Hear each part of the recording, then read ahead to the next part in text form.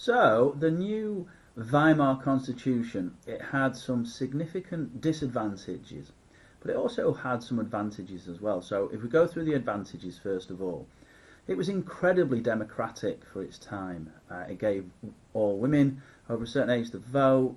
It gave all men, working class, middle class, the vote. The Reichstag, the German parliament, for the first time had real power. And within the Constitution was a Bill of Rights, a document that protected the rights that ordinary Germans had. So they had the right to freedom of speech, the right of freedom of religion, and the right to all be treated equally under. However, there were some serious design flaws, there were some serious weaknesses with the Weimar Constitution that ultimately would lead to the downfall of the Republic. So the first of these major flaws is that the MPs were elected using a system called proportional representation, which is very democratic. So if a political party got 13% of the vote, then that political party would get 13% of the MPs. And if a political party got 50% of the vote, then they would get 50% of the MPs. And this sounds like a really good idea because it is very democratic, but there are a number of significant problems with this. The first problem with this is it allows extremist parties, parties on the far left or the far right, to enter Parliament and to have a voice, because you only need to get 5 or 6% of the vote and you get 5 or 6% of the MPs, and you could make your presence felt more.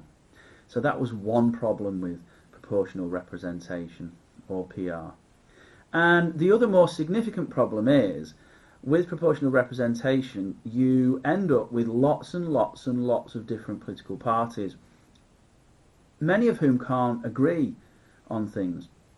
And that makes it so much harder to do the thing that the Reichstag was supposed to do, which was to pass laws or pass budgets. Because there were that many political parties, it was really difficult to ever get more than 50% of MPs to agree on anything. And the problem with that is, sooner or later, people, if Parliament couldn't do its job, I suppose a bit like we're seeing really in our Parliament at the moment with Brexit, if Parliament couldn't do its job, if MPs couldn't agree, if the deputies couldn't agree, then people start to lose faith in the democracy. A second problem with the Weimar Constitution was something called Article 48.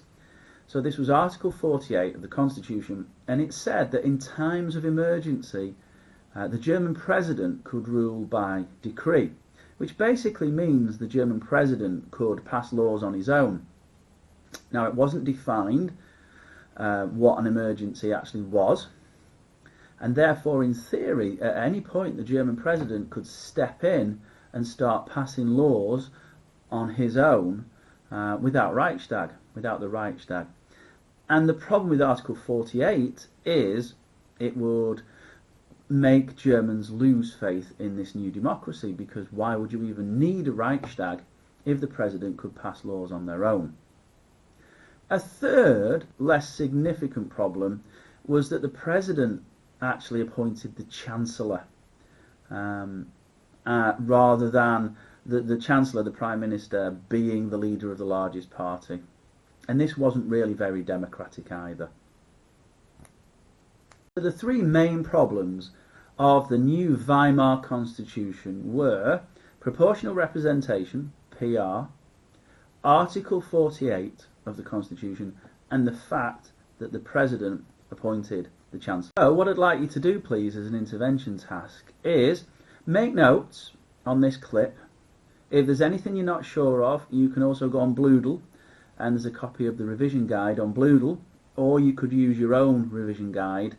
But by the time that I set you in class, I would like you to have made revision notes on this clip. You can do that with bullet point notes if you wish, or you can do it as a mind map if you wish, but please make sure you have got some detailed revision notes for this.